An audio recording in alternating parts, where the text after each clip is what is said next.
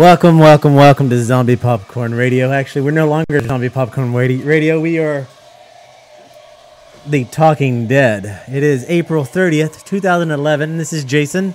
We have with us the crew from this non-religious life, Ken. Hey. And Bob. Hi, how are you? So, welcome to the show. Hope everybody's doing great tonight. If you're in the video chat room, hello, welcome. Put your 3D glasses on. As you can see, this episode is called The Terrorist Hour. And there's a reason why. It is because we have Will Potter on the line. Will Potter is the creator of the website Green is the New Red. He also has a book that just recently came out called Green is the New Red, an insider's account of a social movement under siege. Welcome to The Talking Dead, Will. Hey, Alan. Thanks for having me. I'm so glad that you came on. We've actually known each other for quite some time. Our roots run in Texas, and I have to let the listeners know straight off the bat that Will Potter is a traitor. Just let it out. I'm just throwing it out there, dude. He betrayed Texas, and it makes me cry just thinking about it. He turned his back on Dr. Pepper and went over to Mr. Pibb. Can you explain why this happened, Will? You really go straight to the hard questions right off the bat, don't you? You don't ease into this. You don't give me a little bit of space to get used to it. No, we just. I just wanted to. It's hard to get Dr. Pepper up here in some places. Sometimes you got the Mr. Pibb, and I was at the movie theater. I don't even know what I was seeing because it was just such a life-changing experience. All else just kind of faded away, and I had the Pibb, and I don't know. It's hard to go back. I haven't turned my back on Dr. Pepper. I'm just saying it was the Pibb Extra was quite competitive. You got a Pibb monkey on your back, do you? He does. It's true. And I don't know if I buy the comment that it's hard to get up here because I'm 4 hours away from you, and sitting in my hand right now is a nice 20 fluid ounces of Texas-made Dr. Pepper. Compared to D.C., you're like in the deep south. Let's be honest about this here. It's like you're light years away. D.C. is Yankee territory in many ways. It's Mr. Pibb territory. All right. I'll let this one go. But when we see face to face, I better see something in your hand. You can take that any way you want it. But I'm talking about Dr. Pepper. No, but anyway, just had to get that out of the way. Now let's get down to business. So you turn your back on Texas and you move to D.C. and you start a website called The Green is the New Red. Tell us about that. I started Green is the New Red a few years back when this new law was being considered called the Animal Enterprise Terrorism Act, and I started writing a lot more about campaigns by corporations to label environmentalists and animal rights activists as eco-terrorists. So I started the website as a way to raise awareness about what was going on and to write about it more regularly on a blog. And then, which led to your book under this same title, The Green is the New Red, the history or the insider's account of the social movement under siege. Right. I mean, so with the website, I was working on it for a few years and doing other things on the side too. I was doing a lot of speaking events and freelance reporting and things like that. The book, though, is actually, it's totally different than the site. I mean, we kept the same name and all that because people have some recognition of the project. But with the book, I not only went a lot more in depth into these campaigns, but also it's a lot more personal. I mean, I really focused on the people who have been affected. Many of them are good friends of mine, and also some experiences that I've had, and use that to tell the story. So, it's not like a compilation of blog postings or anything like that. I guess it's kind of a trend now with books that to come out after the author was writing a blog for a while, but it's definitely a lot different. Yeah, because definitely people can go to your website, thegreenisthenewred.com, and actually download for free the first chapter of the book and read about it. That's right. Yeah. And the book came out, you said? The book just came out this month. Yeah. April 1st, and now people can get it on the website, but it's also in, your local independent bookstores and also Barnes and Noble and places like that. Everybody should go get it. Ken's girlfriend has the book and is reading it, or just finished reading it. She just finished it. I actually started it today. Yeah. What'd she think of it? But she loved it. Yeah. So, I mean, she's been on my back to read it ever since she picked it up, and I was like, "You're not done with it yet." So, what type of promoting have you been? I've seen from your site and from your Facebook page that you've been pretty much having readings all over the country. How's that going, and how's the book being received? So far, it's going really well. I mean, it's been a real learning experience. This is my first book. I've written for others and things like that.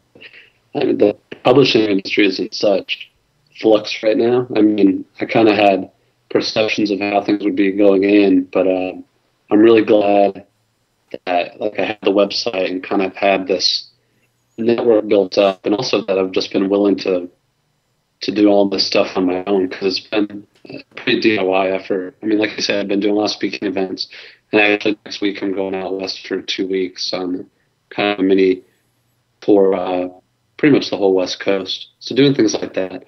And so far it's been great, man. Like, even though some of the material I write about can be really depressing to write about government operations like this on a daily basis, and it makes me a bit of an optimist in a way to do events like this, because people that attend, they're not like radical environmentalists, or not everybody's vegan or have any idea what's going on. When they learn about this stuff, people are upset. And I don't think you have to be an activist to be really outraged about what's going on. Yeah. So it's been great. Excellent. Let me take a quick moment.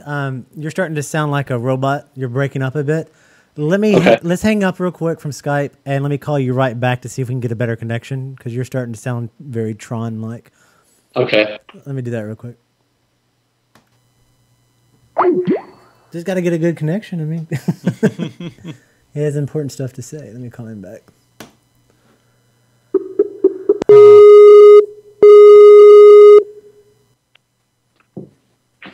Hey, Jason, is this any better? Oh, that sounds way better. Okay, cool. Thanks for doing that. Yeah, so you're saying that you're getting a lot of different responses, but overall people are very receptive, and it's actually opening the eyes for a lot of people. Yeah, and I've been fortunate too. I've been doing a lot of radio interviews, probably in the last week around Earth Day. I think I did about 15, and and people are really into it. I really think one of the biggest challenges with so many different political issues is people just aren't aware.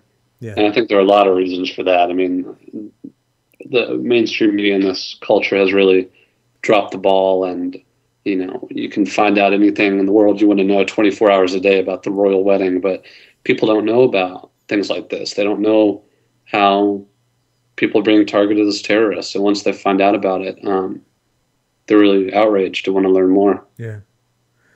So, I mean, our listeners, some of them may not know what the Animal Enterprise Terrorist Act is. Can you give us, kind of a short summary to bring people who don't know up to speed? Sure. The Animal Enterprise Terrorism Act is a law that was passed in 2006. It expands upon a previous law called the Animal Enterprise Protection Act that was passed in 1992, and most people have never heard of it, and there's really no reason to. The people that were paying attention were the animal industries that rushed it through Congress. So the same folks that were involved in 1992 were also involved with this new law. Groups like corporations like Pfizer and Wyeth and GlaxoSmithKline, the National Cattlemen's Beef Association, Ringling Brothers, some of the biggest, most powerful corporations and industries in the country, the Fur Commission. And what this law does, it's so vague and so broad that it wraps up a really wide range of activity as terrorism if it's done in the name of targeting animal enterprises. So it singles out one group of people, animal rights activists, for disproportionately harsh penalties in the name of fighting terrorism.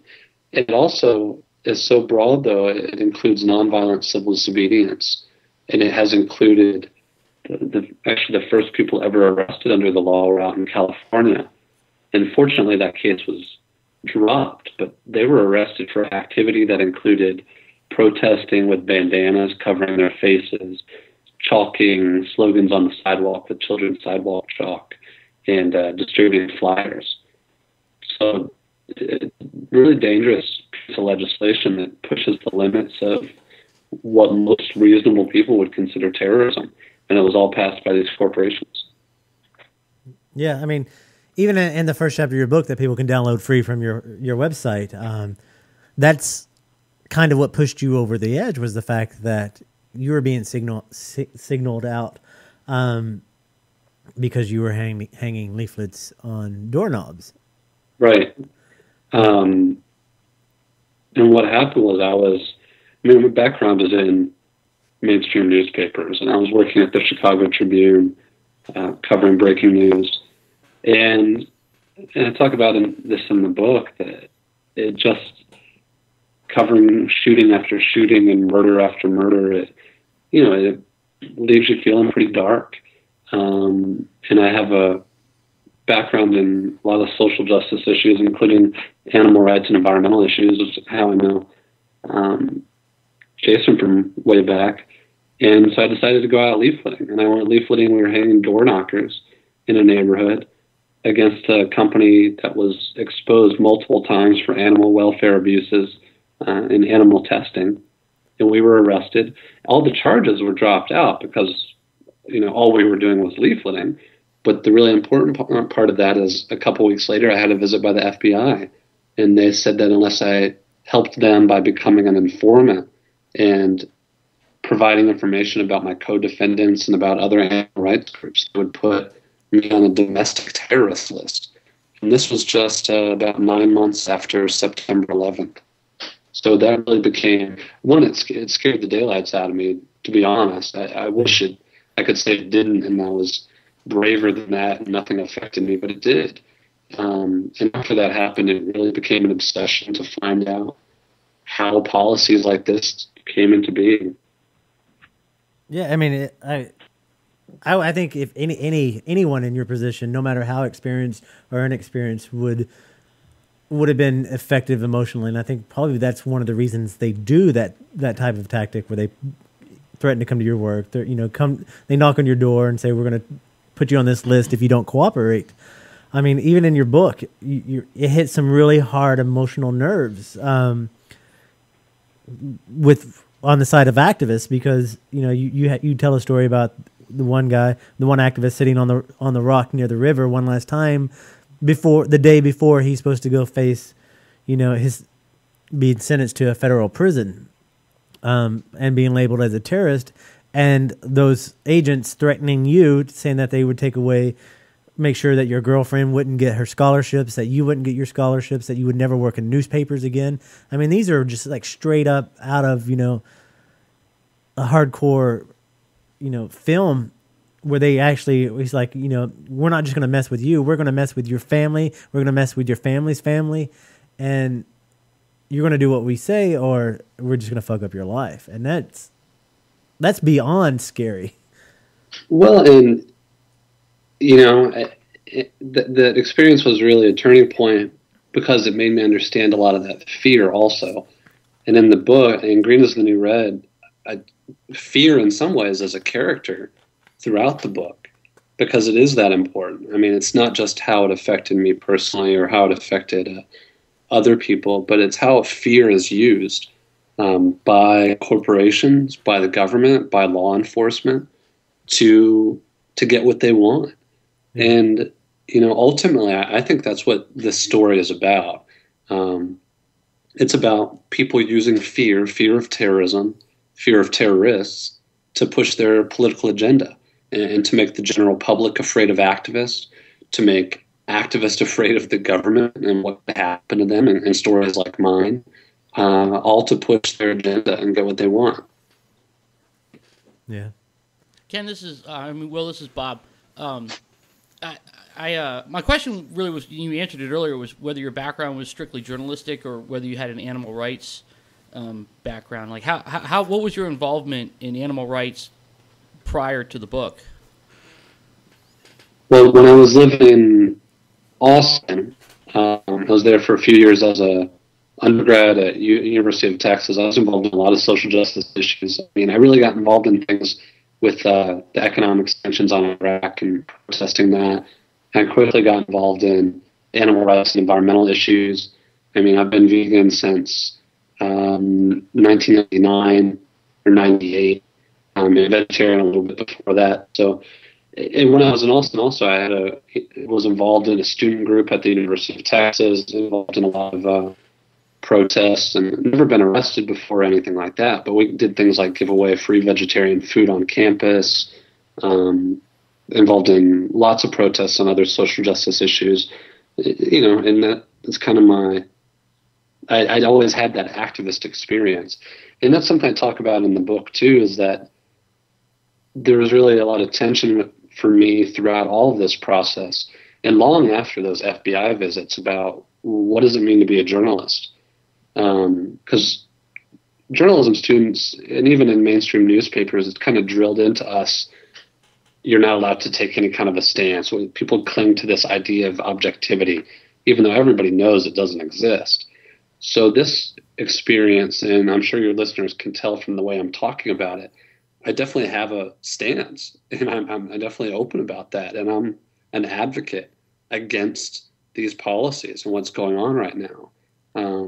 So in some ways, I've kind of merged those activist issues that I've been really passionate about with my journalism and trying to use my journalism for social change. You're certainly, as an activist and a journalist, it certainly makes you the double threat. But I think that when you said that the true story was about the legislation and how they're using fear, I really like the name of your book, that Green is the New Red, because this does smack of McCarthyism and the Red Scare, and ideological stance aside, whether you're vegan or animal rights or environmental activist, it's a First Amendment issue. This comes down to freedom of speech, and I think that the general populace, whether they're involved in animal rights or environmental activism, they should care about their freedoms of speech. Well, and that's what ultimately is driving me in all of this. In the book, I talk a little bit about animal rights and environmental issues in terms of why people have been motivated to take action, and I talk a little bit about the tactics that have been used. But all that, I think, is besides the point, because, like you said, it's much more than that. I picked that title a long while back before I even started the website. It was the title of an essay I wrote for Counterpunch. And to be honest, at first I just thought it was kind of a cute analogy. Like, it got people's attention. It drew a comparison to the most notorious era of government repression in U.S. history. But as I became really immersed in this, especially in the book, I came to feel that the parallels are just too striking to ignore. I think the most important of which is, like you said, the fear. To use a legal term, attorneys often call it a chilling effect, when people aren't directly prohibited from using their First Amendment rights, but it's chilled. This climate of fear makes activists wonder, even if it's for a couple seconds or a minute, or if they take action on it, if they're going to be labeled a terrorist for speaking up for what they believe. I mean, that's really the culture that we've created right now. And I argue that has a chilling effect. that's hurting people's constitutional rights, and that really affects all of us. Well, it definitely affects. I mean, because when we used to do stuff in Texas, protest Neiman Marcus and stuff like that, there was a lot of literature running around our circles about COINTELPRO. And we were, I think that's the first time that I read about it and learned about COINTELPRO. And how do you feel that COINTELPRO is similar, if at all, to the Animal Enterprise Terrorist Act? Well, if for your listeners who might not know, COINTELPRO was it's called a counterintelligence program that was operating for many years, most notoriously against civil rights groups and the American Indian movement, the Black Panthers, Students for Democratic Society, anti-war groups during the 60s and 70s, and was exposed through congressional hearings and being completely illegal. And the FBI doing things like disrupting groups and spreading rumors, planting false documents, infiltrating protest groups. And through my book and through Greatest Thing You Read, I've certainly come to believe all those tactics are very much alive and well. And I've seen in FBI files and corporate files that all these tactics are still taking place. I would argue that things are a little bit different now in that it seems much more transparent. And by that I mean, I think during that time, there was a secrecy that needed to be had, that these were hidden from the light of day. And then when they were exposed, there was such outrage that COINTELPRO was ostensibly at least shut down. Now we have these programs getting exposed on a repeated basis. For instance, in Pennsylvania, local Homeland Security was exposed hiring a counterterrorism firm that created briefing documents about environmentalists who attended film screenings of the movie Gasland. In Georgia, Homeland Security spied on activists who were distributing leaflets outside of a honey-baked ham store. I mean, there are just dozens and dozens and dozens of examples like this. Many of those I talk about in the book. They've been exposed, and it just keeps happening. So I think it's a different climate now. I think the war on terrorism has really given a green light to policies that used to be more, for lack of a better word, cloak and dagger, or more hidden from the light of day. Well, why do you think we've gotten to the point where society is more accepted of this? And it's hard to say. I struggle with this quite a bit with my work, but I think part of the brilliance of the war on terrorism is that it never ends. And that in addition to that, as years go by, and we're coming up on the 10th anniversary now, 9/11, as years go by and time goes by, people get more and more just used to things. I mean, we've had we as in the U.S. government, I should say, has had multiple wars going on at the same time. It's just become business as usual. All the terrorism rhetoric has become normal. Labeling activists as eco-terrorists have definitely become normal. That's standard procedure at this point.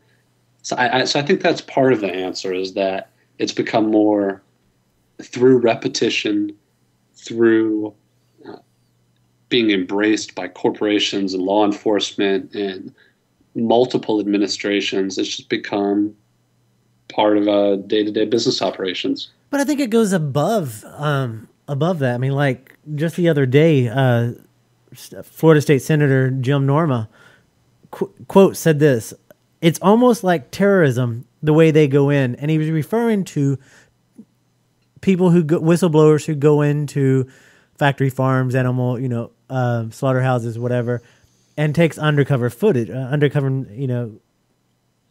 undercover investigators who go in and film the abuse of animals on factory farms and stuff. And he's calling that, he says, like, relating the act of whistleblowing on animal cruelty to terrorism.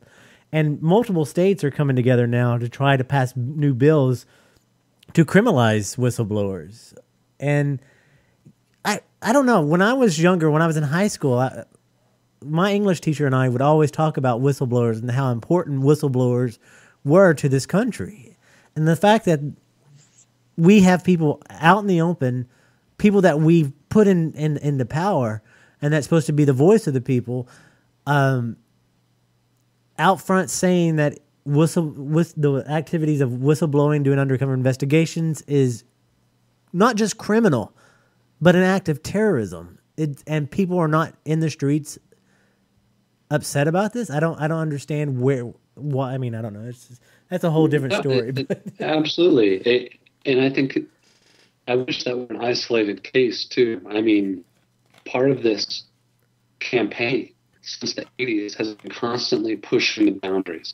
I mean, it used to be, even around the time of the first Earth Day, 1970, then into the early 80s, corporations would try to justify their attacks on activists by pointing to the so-called extremists, or the people they labeled as militants, groups like either Earth First or underground groups, people destroying property. But all pretense of that has been abandoned, in my opinion, at this point. And I think the example you bring up is a really good one, because this is just in the last few weeks.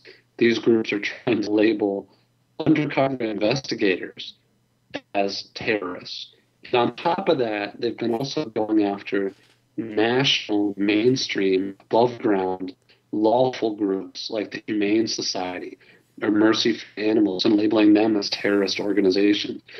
And the irony, of course, of all of this is that those groups actually condemn underground illegal activity, and the Humane Society does at least.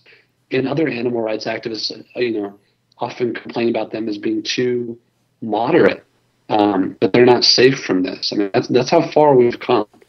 Do you think groups like Animal Liberation Front have poisoned the well for other legitimate groups like the Humane Society? I think that's been one of the biggest myths of the creation of all this eco-terrorist rhetoric, is that these industry groups have tried to present it as, if you just distance yourself from these groups, you're totally fine. Well, we've come to find out that's just a load of garbage, as we see in the undercover cases labeling PETA and Humane Society as terrorist organizations. So I would say that I think at times the tactics of some underground groups or some above ground groups even have provided opportunities for their opponents to exploit. I don't think they're the ones responsible for this.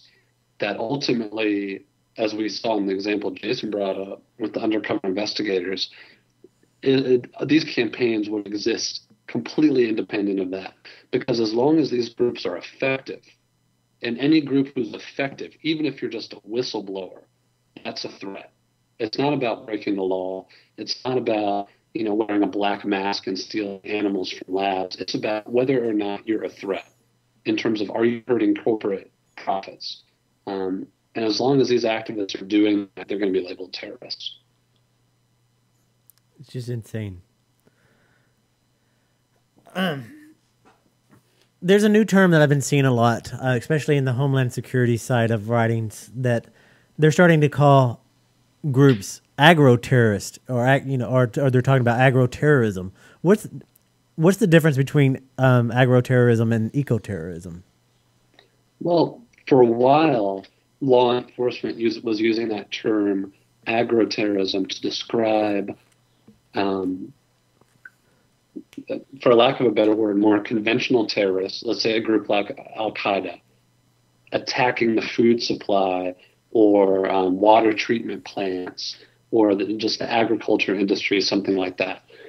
So for a long time, and going through my research on the book, I would see this term pop up and being used in that way. More and more, though, I'm seeing this term agro-terrorist being used in the same breath as, for instance, this discussion of undercover investigators. People that support these new, completely outrageous laws targeting whistleblowers have tried to present it as, well, these people may be getting a job working for a factory farm. We don't know if they're working at an animal protection organization, or they may be an agro-terrorist trying to destroy our food supply. presented in these terms. So it's another example of how all of this is being conflated, so that they can push their agenda. It's insane. Just to let our listeners who are not up to speed on some of the terminology and stuff that we're saying, it's like when we're talking about undercover investigations, of people going into factory farms and other animal industries to videotape. This has been going on for years and years. It's not a new practice. It's actually it's done under so many different names, from open rescues to, as Bob mentioned earlier, by groups like the Animal Liberation Front. It's done by mainstream groups like Mercy for Animals. PETA has done undercover investigations. It is never once through the history of that, I mean, outside of the industry looking bad upon on it because it gives them a black eye, it has never once been ruled that these are illegal activities, that these people are doing anything to endanger the other workers, the animals involved. In fact, with Mercy for Animals, they actually remove animals who need the most veterinary care, that are suffering and great pain or full of disease. They will remove them to get them veterinary care. So all open rescues, undercover investigations, all that are done with the utmost consideration to all parties involved, meaning they're not there to cause harm to the environment, to the animals, or to the workers. They're just there to report on what is actually happening. And if you've seen any of the videos out on the web, you see how gruesome and disgusting these environments are and how important it is for people to go in and take these videos, because they don't have windows. They are done in completely windowless buildings and behind closed doors, and people don't know what goes on in these factory farms. And I think it's a very important thing that these individuals are doing, or individuals and organizations. And also these undercover investigations have led to criminal prosecutions. They've led to new legislation. They've led to a national discussion, really on a national, even global scale, about how these animals are treated, what people are buying when they go to the supermarket and they're buying these animal products. And this has been the case for years. I mean, in an article I wrote recently for the Huffington Post, I talk about Upton Sinclair in the jungle. Many, many years ago, he exposed what was going on in meatpacking plants, and it led to such outrage. It led to systemic reforms that led to better conditions for workers, better conditions for consumers, and of course, better conditions to an extent for the animals. So these investigations really play an important role in allowing people like you said to know what's going on, so they can make informed decisions. To these industries, I mean, they depend on ignorance. That information is really a threat to them, and that's why we kind of moved past this really quickly earlier. But for your listeners, there are actually 3 bills pending right now around the country that go so far as to criminalize anyone who even possesses some of this footage, which has been obtained and filmed in these facilities. So it's going after anyone who tries to get the word out about the egregious abuses that are taking place. Yes. So when they throw around the word terrorist, and when they use it for pretty much anything and everything that's under the sun that they disagree with, how does it hurt justice movements? Or is throwing this word around really hurting, and it's just the power of money behind corporations that's actually doing it? Well, I mean, it's hard to say. I think the use of this language, like we were saying earlier, it really has instilled fear. And it's made some people legitimately concerned about whether they'd be labeled a terrorist for, civil disobedience and for all different types of activity. But at the same time, I've seen a lot of different responses. I mean, it's been amazing through so many of the speaking events I've done, coming in contact with people who are afraid, but are more importantly, who are outraged. I think there's a really fine line between those two emotions, between fear and rage. I mean, they really have little bits of each other in them. And so it doesn't take much to go from being really afraid and kind of worrying about this on your own to being, perhaps when you're with the groups of like-minded people, or you're talking about this with your friends or on a radio program like this, you get pissed off. And I think that outrage can lead to fighting back against it. So, ultimately, I think this can't do anything but backfire. And that's really the task ahead for all of us, for everybody who's listening to this, is, are you going to hear about all this stuff and you're going to be afraid, or are you going to be pissed off and put an end to these practices? Well, I think that's true. I think if you look at the history of any movement, I think any just movement has had its fair share of resistance, especially from the government. And in the end, all it's done is fueled the fire for the people to fight harder and to achieve what needs to be achieved. I mean, the only thing that's really bizarre to this equation is because from all the stories from Martin Luther King to Gandhi to all the stories that we grew up reading and kind of admiring and having, that gave us strength to stand up for what we believe in.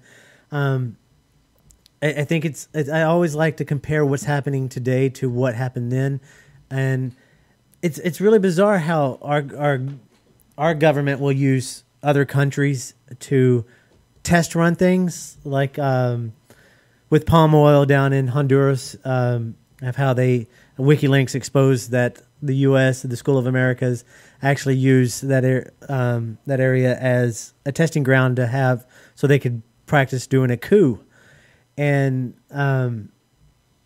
how we use other countries and their police forces to test out new equipment because it wouldn't be accepted here.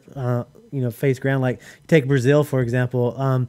On Homeland Security's website, I forget the name of the website, they have an article on their front page talking about how in Brazil police, they're getting biometric RoboCop glasses with facial recognition, which means they wear these sunglasses and they're hooked up to computer chips, and they can actually scan and compare 400 faces per second using 46,000 biometric points for comparison. And they said they're going to use this technology to be tested at public events leading up to the World Cup that's coming. The same week this was announced, Austin, Texas, and several other cities across the country, the U.S., has announced that they're going to start suiting up the police with body cams, so they'll have video cameras on them at all times, which I feel is just one step away once they test out the biometric scans that they're going to have that. And I guess the point I'm getting to is it just seems like it seems overwhelming that there's a force out there that's constantly pushing to take away, our basic rights from everything, from being able to protest to being able to walk down the street without being profiled by whatever, and it's just really insane. Well, it was something I really think about kind of obsessively in working on this book, and looking at the Red Scare, looking at the most notorious eras in U.S. and in world history, and trying to think about how did it get there. And what was really striking in all the reading I did about the Red Scare, about Nazi Germany, about all these different just completely over-the-top extreme eras that we look back in now and we just wonder, why did people let it get that bad? How did it get that point? And to be clear, I'm not saying at all what's going on right now is the same as what happened during the Red Scare, or it's the same as Nazi Germany or anything like that. That's not my point. My point is, like you were saying, it happens with these slow incremental steps. And as I say in the book, there's really no going to sleep one night in a democracy and then waking up in some fascist regime. That's not how it happens. No. It's slow steps along the way, and at every step, we have to look at it and evaluate and wonder, are we going to go along with this? Is this too far? What about this next step? What about the biometric scanning? Can people touch our groins at the airport for us to get on a plane? Well, okay, we'll go along with that. What's the next step? And then before you know it, the world we live in isn't the same as it was even a couple of years ago. Yeah. Well, it wasn't even the same when we were doing, activist work, handing out leaflets, protesting in Texas than what it is today. I mean, I worked for one national organization, animal rights group, for 6 years, and it changed. There was a dramatic change that you could see working there. There was things that I could do one week, and then the next week we're no longer allowed to do because it falls under when the Animal Enterprise Act got passed. It was night and day. One day we could do typical protest. The next day it was hardcore different. We had to have everything passed through legal. We had to we had to really tone it down just because of this one act. And we weren't doing anything illegal. We were, standing on the street, handing out leaflets, having people in costumes. And yeah, exactly. And at worst, doing things like that, having people in costumes or doing media stunts and things that no reasonable person should ever have to wonder if that's going to be labeled terrorism. The fact that we've gotten to this point, I think we've already gone way, way too far. That we shouldn't even have to stop and wonder for a second if someone, for instance, all these, back when we were in Texas, remember people all doing these pies all the time. That was really big, like in the late 90s, going up to corporate executives at a media event and pieing them in the face with the tofu cream pie. And it was just a silly stunt that got media attention, made a spectacle, and it was funny and, made for a good photo and all that stuff. Stuff like that's been labeled as terrorism by heads of state, by law enforcement. I mean, a pie in the face being labeled with a straight face as terrorism is unbelievable to me. Yeah, it's insane. I mean, not to keep going back to the past, but there, we would do tripods. We would do all types of stuff. Lockdowns, all of that for protest. You can't do that anymore. I mean, you can, but there's a bigger, a different world. I mean, back in the day, we used to say, joke around that if you're not locking your neck to something, you're really not doing it right. I mean, that was just, it wasn't a radical form of protest. It was just what everybody was doing. Everybody was doing nonviolent civil disobedience and getting arrested for protesting and things. And it was just, it was all nonviolent. It was all, above board. And it was, even though the people didn't agree with it, even the cop that was arresting the activist may have not seen eye to eye, but nobody ever looked at you as if you were, something beyond, a kid protesting or whatever. Well, and it's just crazy that in some of these cases I've found court documents talking about tactics like this and about and directly calling them terrorism. I mean, there have been some cases out in the Midwest of environmentalists protesting a construction of a highway, and a few people were arrested, and law enforcement and the attorneys labeled them as terrorists and said they were involved in terroristic activity for doing things like these tripod sits, tree sits, office blockades, sitting down and locking arms or locking necks or whatever inside a corporate office to non-violently make a spectacle. And those type of things that 10 years ago, nobody would have dared label that terrorism. Yeah. It's insane. So what do you recommend people doing, activists or not? What can they do in their daily lives to help stop or at least slow down this momentum that's happening right now in terms of labeling everything terrorist, taking away our fundamental rights to voice? What can I think do? really there's two things. The first is that for people who are listening who are activists involved actively. We got a robot on you real quick. Hold on. Sorry, I didn't mean to interrupt you, but you're sounding robotic. All right, try that. Yeah. You want me to hang up and let me call you right back, because I want people to hear your answer on this. Hold on. I'll Okay. call you right back. For some reason, my net's really slow. That connection's coming in and out. Yeah. Mm-hmm. That's all we got, though. Actually, Hey. let me call you on your landline and see if that sounds better. Okay. All right. Let me do that. Sorry.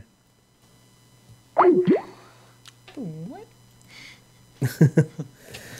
So yeah, no, it's really interesting. I want people to hear what he has to say. Skype is not giving us great. Shit, I want to hear what he has to say. All right, let me call that. Well, I think you made a really good point about how things continue in progress. Because I mean, I encounter it in the church-state issues. I mean, Oh, yeah. I worked for the Hello? same national Hey. nonprofit as you, and for 2 years. Does So this sound any better? Talk to me real quick. Hey, this is Will Potter talking to Yeah, we sound good. Jason and All right, so go ahead.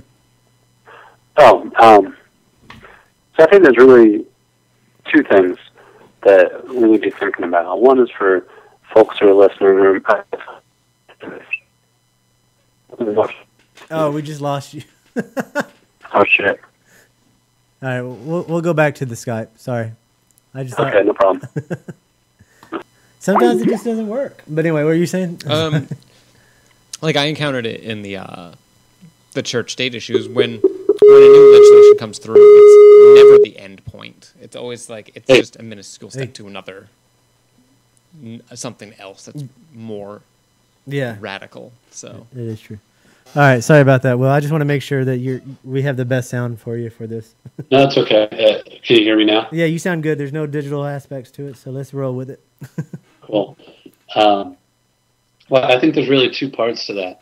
I mean, for the people who are identified as activists who are listening to this right now, I would say one of the most important things you can do is to keep doing what you're doing, to keep being out there and involved in whatever social justice issue you care about. It doesn't matter if you're an animal rights activist or an environmentalist or whoever, but to keep doing your activism, whatever you think that means, whatever tactics you think that means are appropriate, to keep doing it, not to be deterred by this rhetoric and that fear.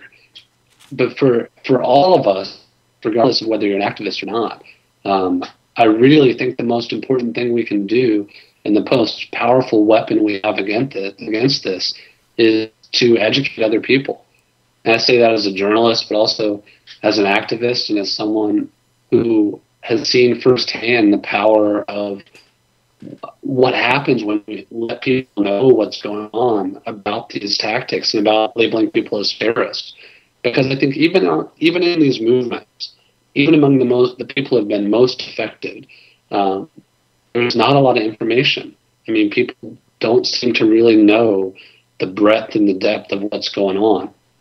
So, and I wrote about this in Green is the New Red. I talk about how it got to the point I was wondering if I was doing more harm than good, if I was adding to this fear by having radio programs like this and talking about this new legislation and kind of how bad things are.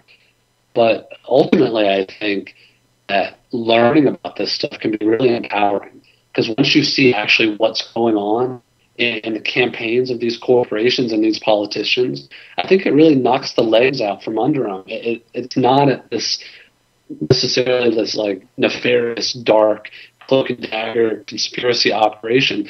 The people behind this stuff are human beings, and frankly, not that smart. They've been using the same tactics against social movements for decades, and there's no reason that this has to be inevitable. There's no reason that history has to repeat itself. And I think what separates us from other eras, like what you were talking about earlier with Cohen, is because now activists and a lot of everyday people know more about it. I mean, we've seen these things exposed. We have a better idea of what's really going on, and that makes us really a threat. So this is Bob again. I'm interested in your comment about what people can do, and you say, like, they should, if they're activists, they should keep on doing it. And I'm not an activist. I never have been. And the very fact that I'm on this radio show talking with you, that's the extent of my my activism. However, my girlfriend, she was a hardcore activist, and she was literally one of those people, locking her neck to something, and she's been there and done that, and she's not part of that organization anymore, but she's still pushing for animal rights causes, but now she's approaching it in a more soft and fluffy kind of way. Like, now she's not an activist, she's like the girl next door, and she's espousing an animal rights ideology that seems to be more palatable to the people around her, simply because she's not considered an activist. Does that make sense? Absolutely. And, and I think there's a lot to be said, and that could be multiple discussions on its own about tactics in movements that are changing rapidly. The animal rights and environmental movements are growing very fast, and people are becoming more and more aware, and I think people should have discussions about what tactics are appropriate.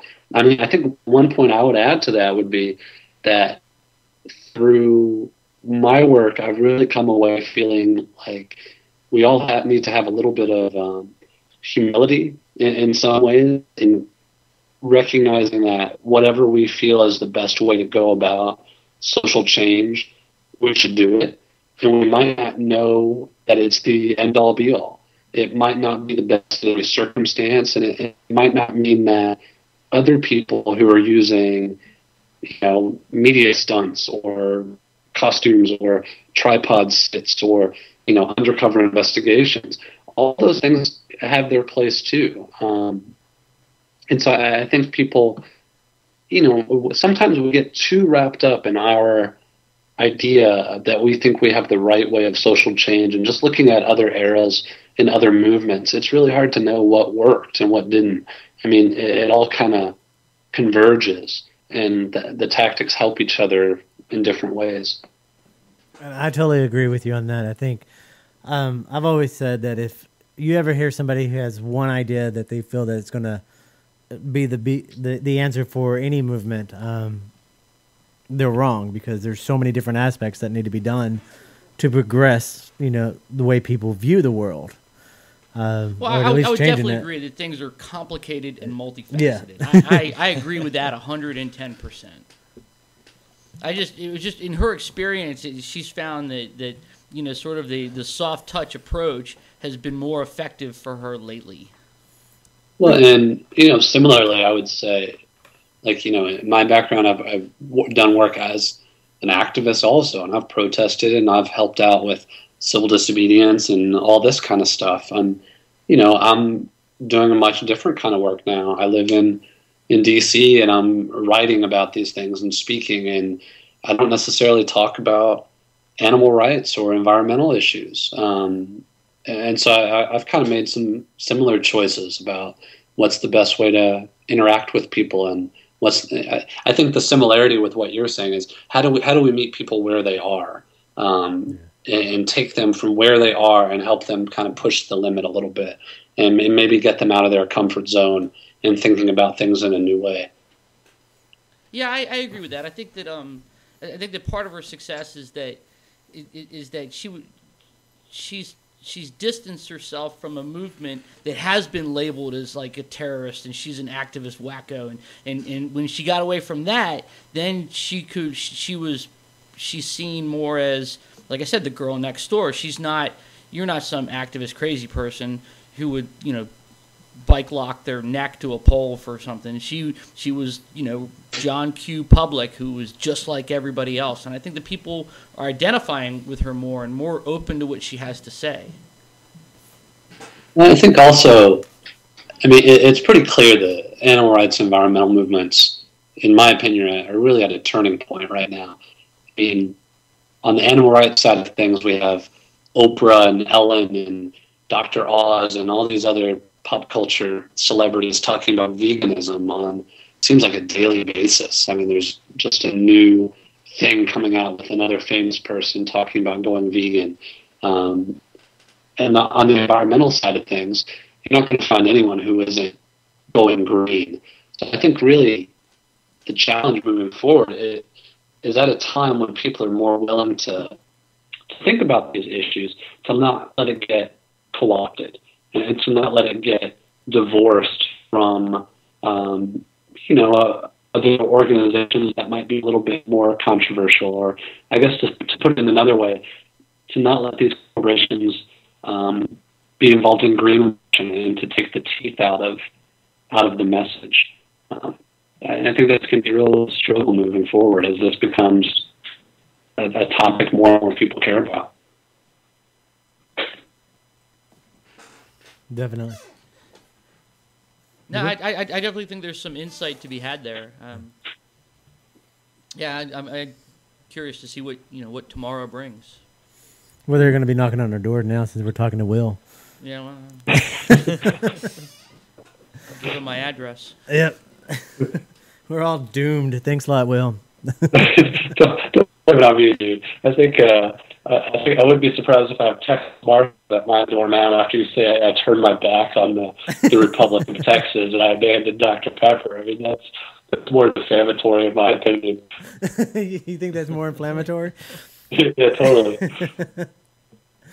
Well, I mean, I only speak the truth. Absolutely. Wait, the reason I say this is because anytime I would, okay, we're going to bring Facebook into this conversation. Anytime I would make an anti-Texas statement on Facebook, who is the first person to comment saying that I am no longer Texan, that I'm a traitor to Texas? That would be you. That's me, because I'm the real deal. I called my house here at D.C. It's the Republic of Texas, the Texas Embassy. I've got a Texas flag outside I'm representing. I don't think people understand.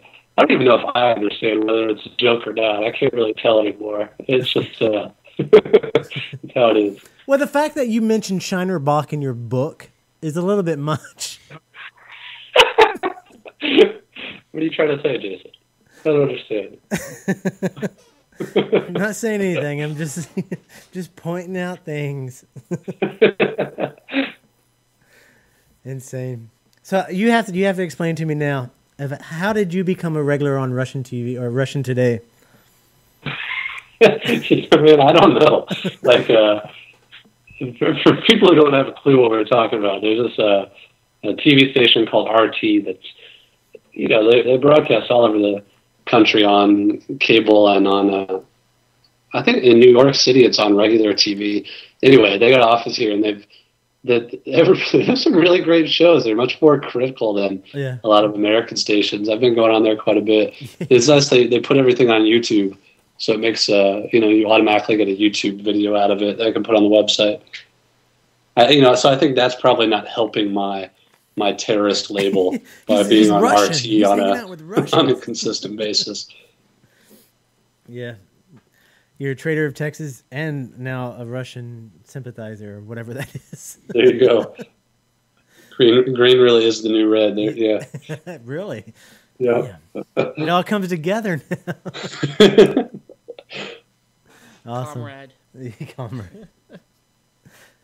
Anyway, so what are the plans? What are the future plans for you, your site, and your book, and possible future books? Well, things are really pretty nuts right now. I mean, I'm doing all this kind of at night and on the weekend and holding down my regular job that pays the bills kind of situation. So it's been pretty nuts. Like I said, I'm going out on tour for a couple of weeks and just doing everything I can. I really think having this book come out on City Lights, which is just an incredible publishing house.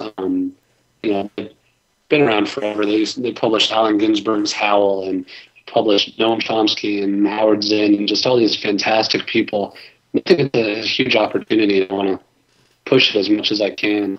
And after that, I really don't know. I mean, I'd like to work on another book, but I think things are a little too kind of too raw right now. I mean, I didn't think I understood how much of a grueling process it is. So I might step back for a little bit and try to reevaluate things and figure out what the next project's going to be. Well, we definitely wish you luck. I think you've done a great job. You've always done wonderful work ever since I've known you. And I'm glad I'm glad in our passing, what was it, 4 years ago maybe even longer than that. We're getting old. The little office building that you came through applying for a job, I'm really glad you didn't get that job, and I mean that in the best sense possible. I appreciate that, dude. Because you've moved on to such wonderful stuff. And if you're ever in the Virginia area, you have a place to stay, and we can go hang out and get some drinks and do whatever.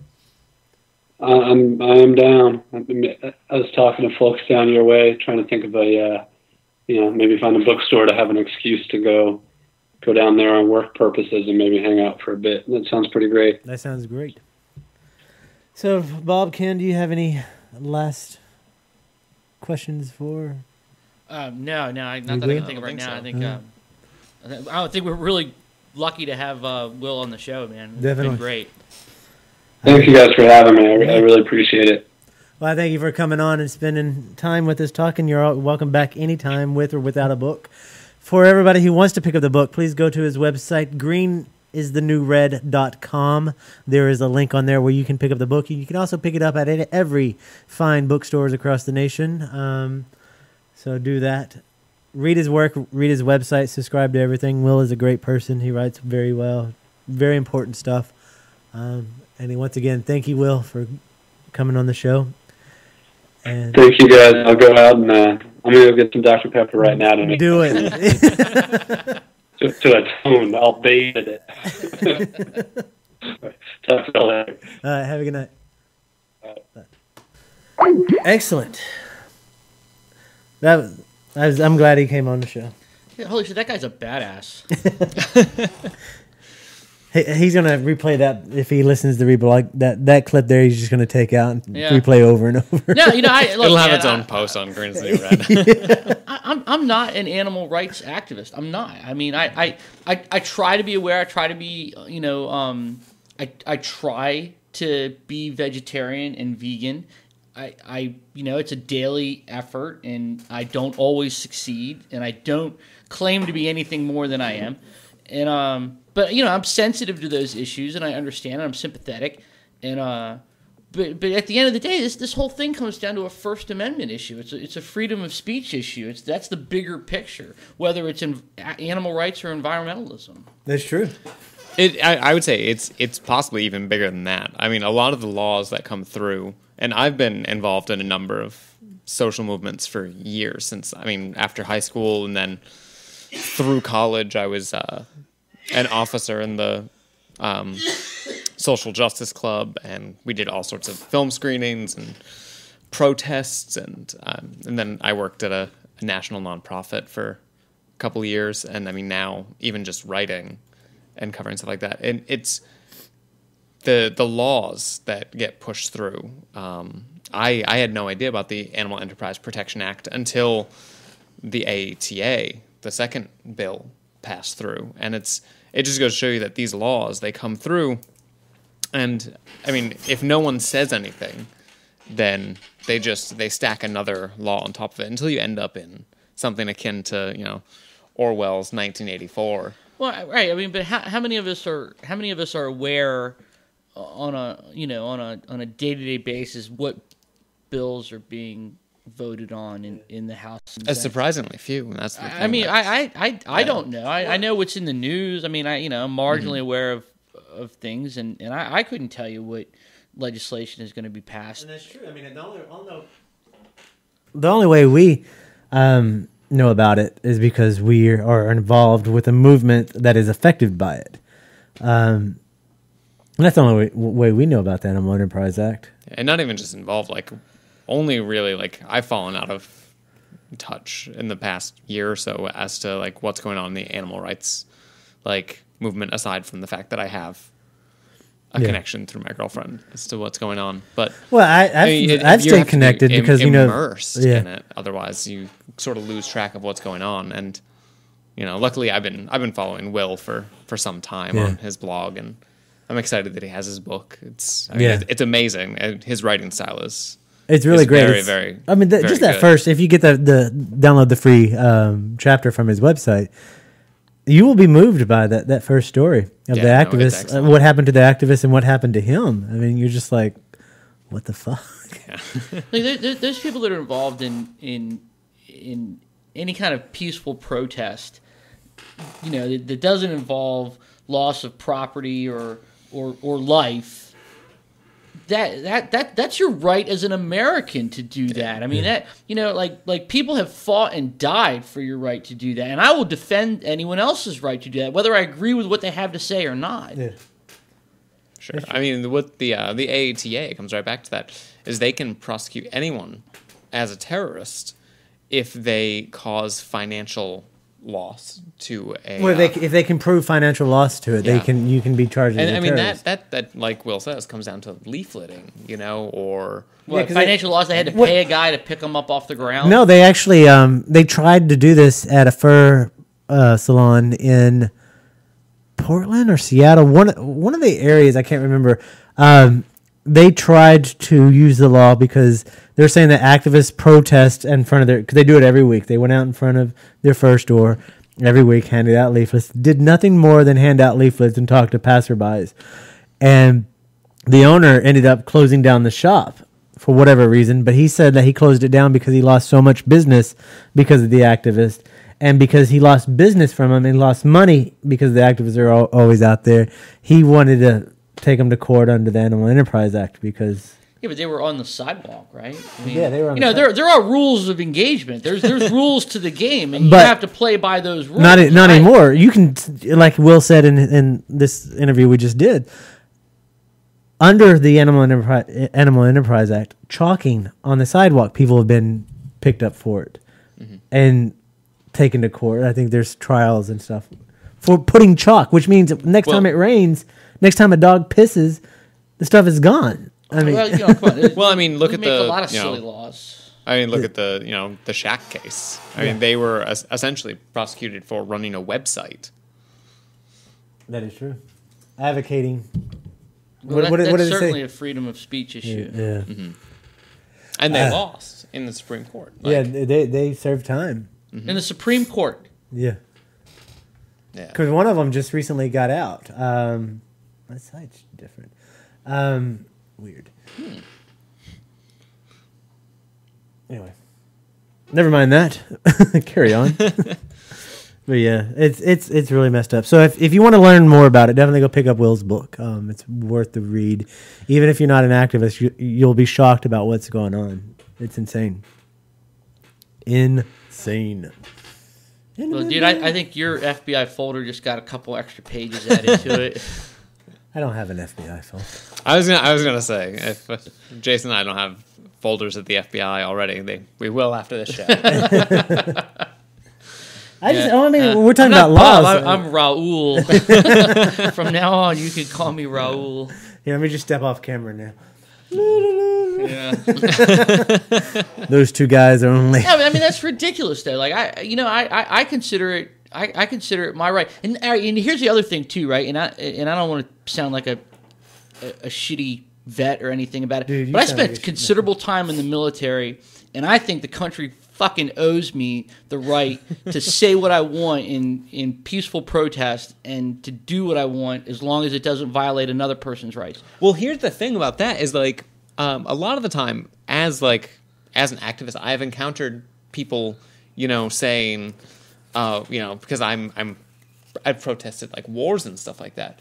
Oh, what about the troops that have fought for your right to do this? And now it's like, it's like if you don't even have the right to do that. Yeah, I would double dog dare somebody to come after me for that because I spent 11 years of my life ostensibly defending the rights and liberties afforded to us by the Constitution. And the funny thing is, right, when you're a member of the military, you are not subject to the rights and liberties of the Constitution. You're You are not, subject. because- You are subject to the rights and liberties afforded to you under the UCMJ, which is the Uniform Code of Military Justice, and it's different. And you do not have the right to assembly, and you do not have the right to free speech. And so for 11 years, I gave those up willingly. I volunteered for it. Yeah. And the fact that someone else wants to take them away, that bothers me to no end. But it's not just someone else that's wanting to take it away. It's corporations. It's since we're talking about animal rights, it's, as he said, the people who are back funding and lobbying the bill was Ringling Brothers, which was the beef industry, the dairy, and all the animal enterprise. Well, clearly, like you said, it's whoever's a threat, and they're just going to do whatever it is that would be most expedient to eliminate the threat. Yeah. And that doesn't make it right. No. But what's fucked up is that our elected officials are going along with the flow. They're like, okay. Well, that's right, because their campaign donations are paid for by industry. That's no secret. I mean, No, come on. I'm not saying that it's a secret. I'm just saying that's how fucked it up it is. I mean, if you went up to anybody, if you went up to a senator, anybody, and said, say if I'm a company, a corporation, and I don't like what these group of individuals are doing, give me the power to lock them away forever, to silence them forever, to put them in prison, to give them the worst sentencing possible. Give me the power to do it. What do you think people are going to say? Well, you're going to be told no way. But, Yeah. But I know. But- I see the I definitely see the parallel you're drawing here, and it it all. One, it should come as no surprise, and No. two, it should be plainly obvious that what's happening. I mean, this is just a byproduct of our political system that has emerged from. But it's even so much bigger than that. Our president is no longer sitting in front of American flags giving the State of the Union. He's sitting in front of UPS trucks. He is sitting in front of corporations. It is no longer. I mean, it's funny. Miley we're talking about it, or not talking about it. We were just talking about stuff. And instead of saying country, she accidentally said company. She goes, in this company, I mean country. And that slip is what we're going to. We're no longer going to be this country. Yeah, I mean that may be the inevitable end. I don't know. I mean, look what's happening with what was it, Wisconsin, where they're trying to take away the workers' rights in terms to fight for their own rights, and they're saying that they can hand over the power to any corporation that they see fit. If there's an area of the state that is in financial trouble, they can hand it over to a corporation to take over the financial, which would... That's Michigan. Yeah, Michigan. It's crazy. Where they would not only hand over the financial aspects to this corporation, but every elected official in that region loses a job. They get out.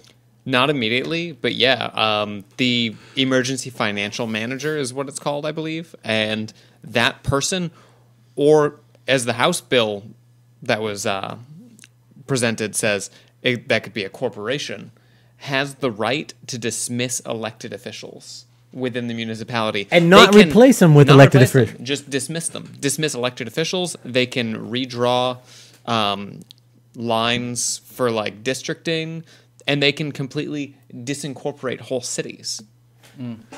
Which Read means the newspaper, people. Read the paper. Vote. But the scary God thing about damn it. Michigan is that what's going on in Michigan is horribly underrepresented when you compare it to, I mean, while it was awful what's going in Wisconsin with the fight against unions, which blows my mind.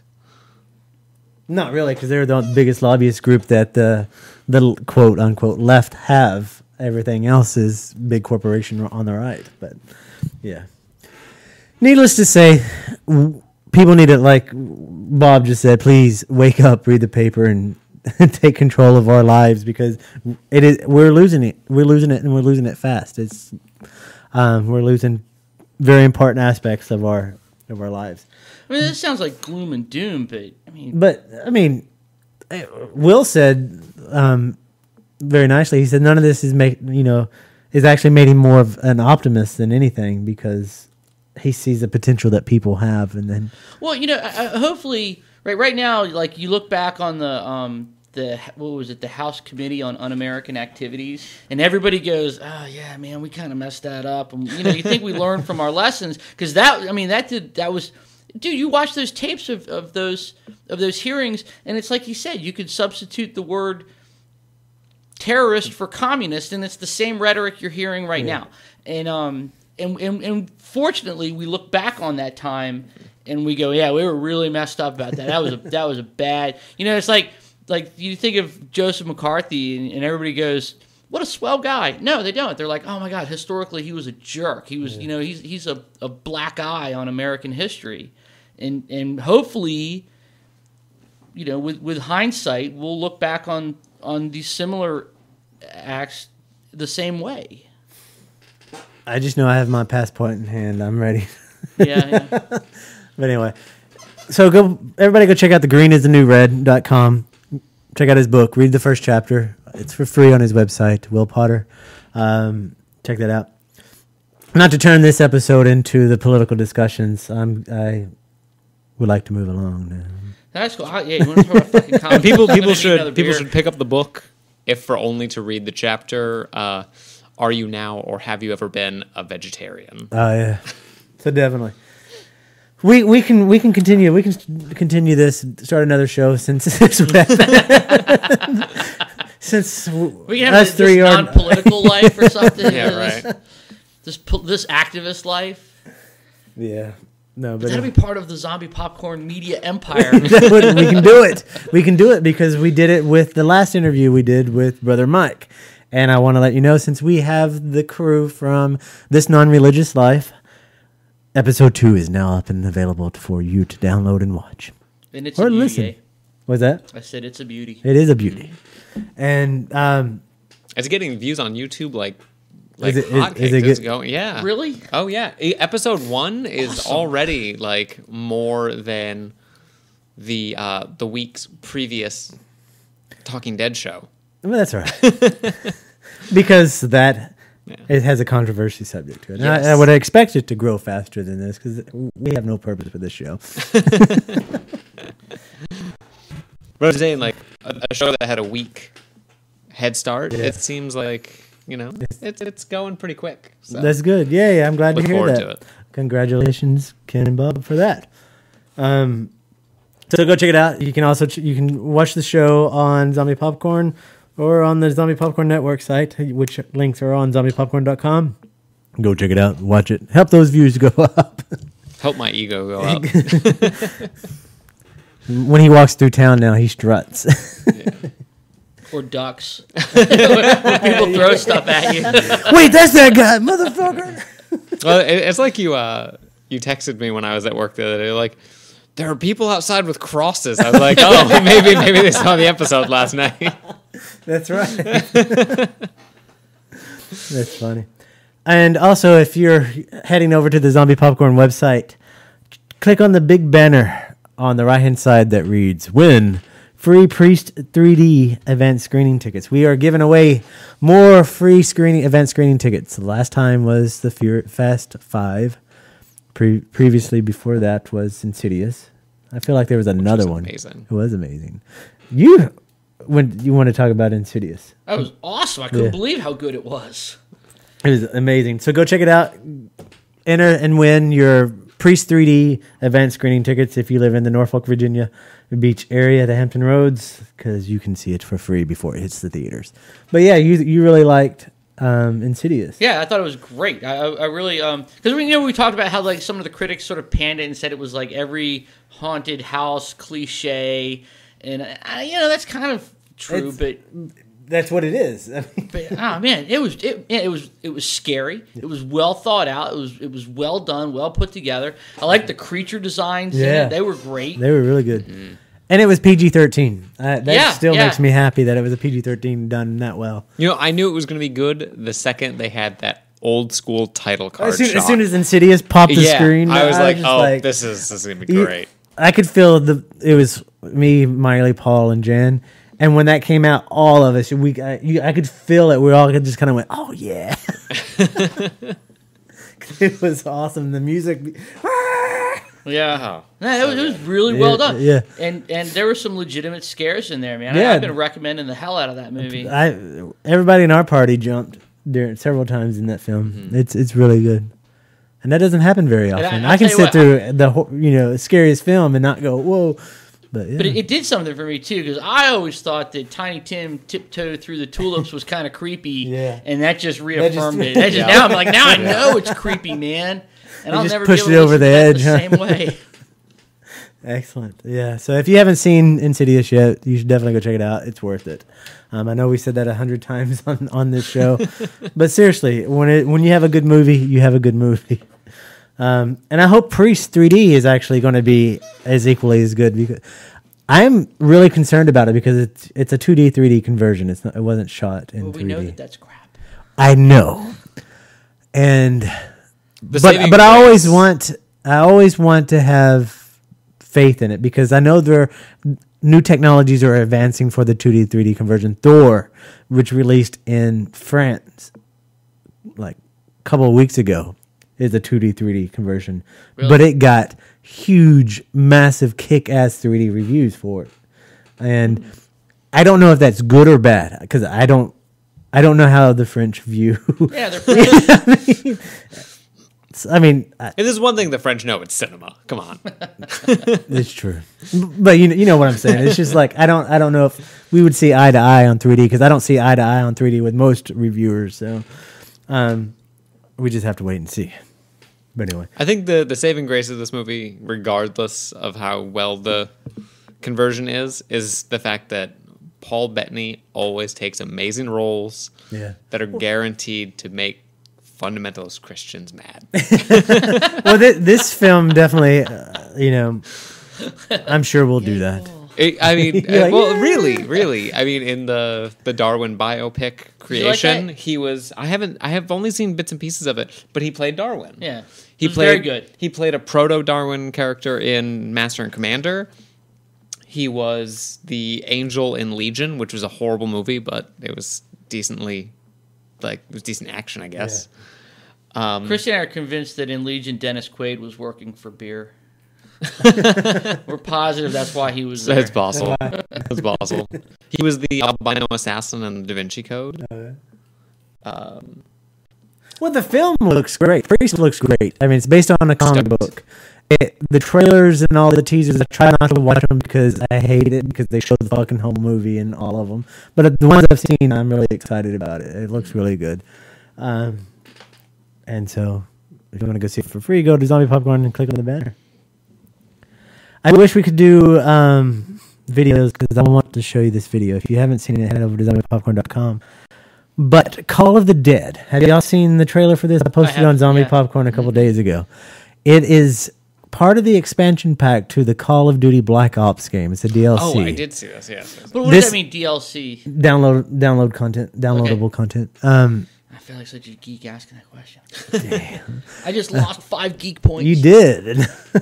But anyway, so the part, the game, the map, the sub game, whatever you want to call it, is inspired by Night of the Living Dead, created by George Romero.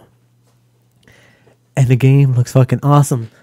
Not because of Michelle Gellar or whatever, or Danny, was it Trejo? Danny Trejo. Yeah, Danny Trejo. Not because of Freddy Krueger, not because Robert Englund's in it, and not because the guy from The Walking Dead, Michael Rooker, is in it. It's because George Romero, as a zombie, is in it. And he's a boss, and you have to kill him. They're those actors, they all lend their voices. Yeah, it's all the voice acting are the characters. That's awesome. The trailer looks amazing. They stole the Grindhouse Phil themed for the trailer for it. I just hope they make a standalone game for it. So is that just a map that you can download for Call of Duty Black Ops? Yeah, it's kind of a sub game but map, and you can pick those characters. And that's awesome. Yeah, I think it's great. So I can't wait to play it. I haven't played it yet, but it looks great. And I want him to do a standalone because I would love to have a game like that. Any game that you can fight George Romero as a zombie, it's got to be a good game. Yeah. So whatever. So. Although they could mess it up, like he could be like a pussy zombie, like done. I just killed George Romero. No, man, he's got to be a badass. He's got to keep coming back. He's got to, Like you can't just wipe him out on the first try. No, you got to spend a week figuring out how to kill George Romero. I want to know how. We have to go find this and go play it right now. We're just gonna end the show. We're gonna go go play it. But so yeah, if you have Black Ops, you'll be happy for that. The other map, it comes with several other maps, but I don't care about those. The Call of the Dead is worth it. And I know you're always asking, who is that? Hey, what's up in the chat room? I can't see your name from here. Who is that? I got you. Hello. That's my mom. Is that who it is? I think so. Oh, that's so nice. But speaking of the chat room, 3D Movie Man, you're always asking. He's at Texas Frightmare weekend right That's now. That's awesome. And every year we say we're going to go down there with him, and we never do. But I feel sad for him. But we should be expecting updates from him because he always sends updates with his 3D camera. Is that a horror movie con? It's it's a huge one. There's some great people down there. Where's it at? Tall Man from Phantasm is going to be there. Oh, right on. Yes, I'm so excited about. I think it's in Dallas. I would love to pull. Oh, actually, I can. But yeah, somebody talk because I got to step away from the microphone. Let me set this up, and we'll come back to Texas Frightmare. But let me set this up. Remember how we talked about the very first India's very first 3D horror film, The Haunted? Vaguely, yes. We talk about it all the time, or at least I do. Word just came out that The Haunted is getting a limited U.S. theatrical release on May 6th. So that's exciting. That'd be interesting. India's take on the horror genre. I mean, like, hopefully it's like a zombie movie, and then they break into a song and dance number. I hope so. Because then it would be like a thriller video. No, I was about to bring up the thriller video, the India thriller. I think that'd be great. Yeah, I'm really excited about it because it's their very first 3D movie. It's very rare that you get to see a country's first 3D movie, and we may get to see it. But yeah, Texas Frightmare is April 29th through May 1st in Dallas. You'll get to meet the stars of Saw, Robert Englund, which is Freddy Krueger, Doug Bradley, which is Pinhead, Captain Spaulding, the Tall Man from Phantasm, Clive Barker, Roger Corman, and many, many, many more. I mean, it's epic. It's huge. That looks awesome. I know, and I want to go so bad. But we're just going to have to wait for it. And he's going to send back 3D photos and reports on it. You can check out his website. It's 3dmovieman.blogspot.com. But yeah, people from Hellraiser is going to be there. Doug Bradley, Clive Barker, Ashley, Robert Englund is going to be there. It's actually an awesome and event. The people from Audition. Yeah. That's great. It's insane. Every time somebody rents a copy of Audition, I'm like, all right, here you go. Don't sit too close to the screen. But yeah, so they do screenings and everything. It's just like a massive weekend festival, and they do it every year, and it's phenomenal every year they do it. I'm always like, oh my god, I should have went. And I'm upset because this is probably the last time anybody will see Tall Man. He's getting old. A lot of these people are. I mean, how old is Robert Englund now? Yeah. I don't know. I mean, the first... He's still pretty spry, man. He does movies all the time. He shows up everywhere. He does, yeah. Let me see. Is that the chat room? Yeah. I'm just thinking, like, I remember watching the first... Here's my mom. Yes, it is your mom. That's really cute, man, that your mom is in the My chat room. mom listens to the religious program. Really? Yeah. Has She like written you a stern letter yet? Well, she has. She's actually I'm trying to find some of her message. I don't know if I've deleted them, but I'm sure. I think she was lovely. taken off a little bit at first, but she was like didn't know what to think about it, thinking that we were just all going to be sitting there trashing God or whatever. But now she's kind of getting into it, and I don't have any of her messages, but she sends me text messages while she's watching it. She goes, "Why do you say that? What?" I was like, "Because they're heathens. That's why they say it." That's what my granddad used to say. That you're heathens? I was a godless heathen. It's awesome. What do you think about the H.P. Lovecraft commemorative coin? It's so good. I know. For $50, you get a signed certificate. You get the coin itself. A numbered signed certificate of authenticity. I can't talk. I got authenticity. Yes. Is it the H.P. Lovecraft Historical Society that's putting it out? I forget who's doing it. It's from the. I forget what the site is that's doing it. Okay. I know you can get some crazy shit on that website. I've gotten a T-shirt from them. I got the Cthulhu that's like the India. I don't know. I can't talk. I don't even know what I'm talking about. So moving along, yeah, H.P. Lovecraft has a coin that you can get, and I'll put the links on the show notes so you can go to it. I have to check that out, man, because I'd love to get like this T-shirt property of Miskatonic University Athletic Department. Well, or they have that stuff. They have even on like, I think it's like Think Geek or something like that. They have a shirt, and it's Miskatonic University, and it's got Cthulhu's face, and it says "Home of the Cephalopods," and it says "Go Pods." Excellent. I love Lovecraft. Yeah. Well, you know what I want more than a Lovecraft commemorative coin? I want a freaking Lovecraft movie, man. I want Mountains of Madness. Did you ever see the silent Don't get me film? talking about Mount. No, because they made Call of Cthulhu like into a silent film. Yeah, I It's sent that amazing. to you. Yeah. It's so it's amazing. badass. They got the Cthulhu fish on there. Yeah. That's awesome. Keep talking. The silence is bad. But yeah, it's a great silent film. It's done like a 1920 silent film with like subtitles and stuff, and it's excellent. It's really like it's perfectly done. It's done by the Lovecraft Historical Society.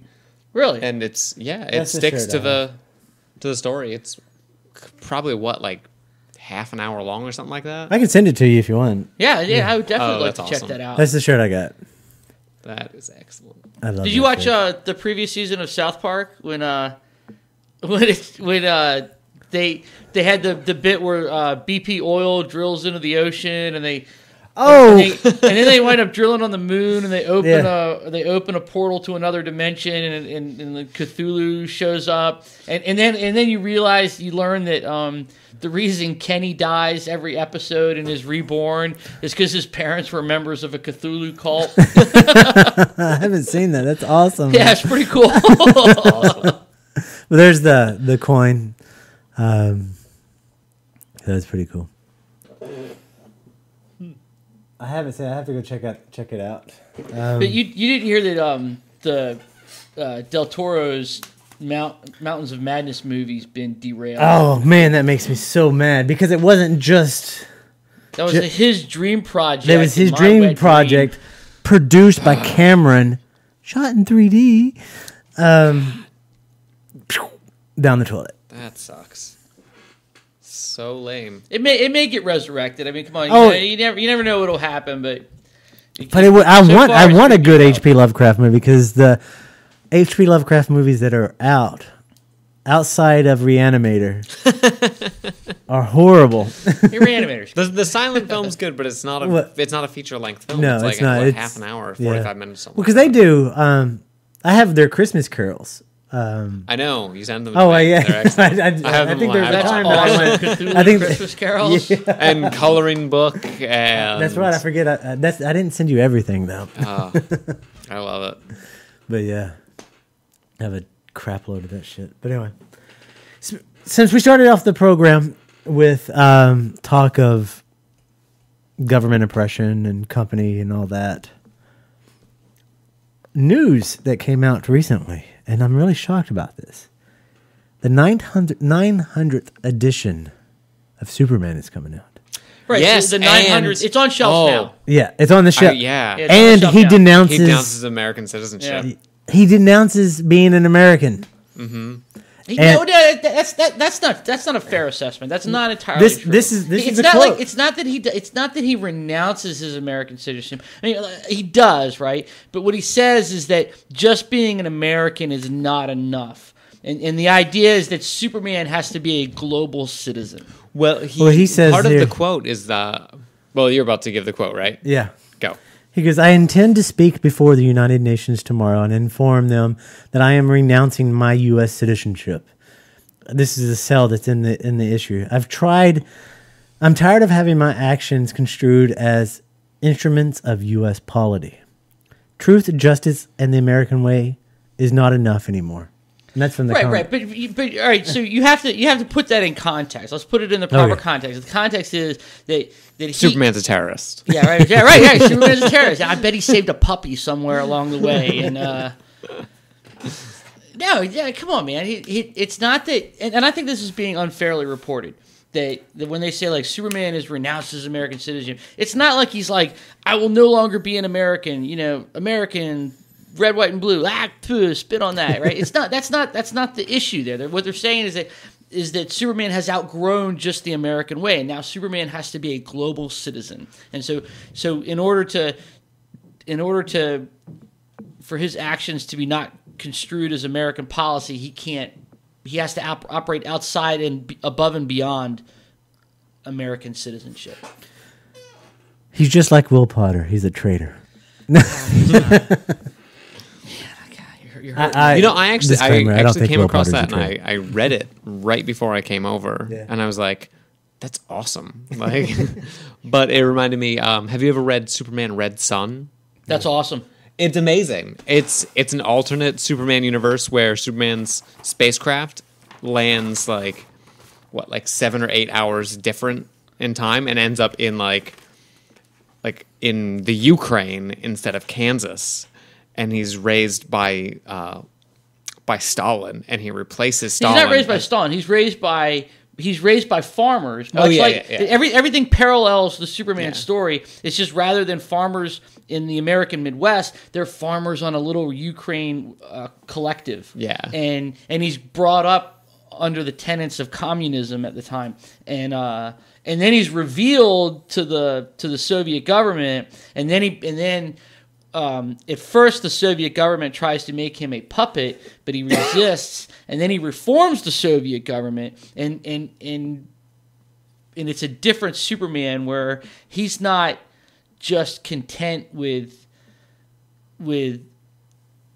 being a passive part of the world. He's an active part of the world, and he's steering legislation, and he's steering foreign policy, and ultimately, right, it leads to like this utopia. Yeah. But it's a utopia with a price. It's almost sort of Orwellian. It's crazy. So do you think that's the turn of events here? He's like stepping away on this, saying that he needs to be a global. No, I don't think so. No? He'll still be the big blue Boy Scout. Yeah. Mm-hmm. I don't know. But I think it's just really just a way to sell comics. It's something to do for the 900th issue. Yeah. I mean, he's been around forever. He has 900 issues. So. And that's not including all the spin-offs and comics that he's been in, like crossovers. Well, that's the 900th issue of Superman. How many issues of Action Comics have there been?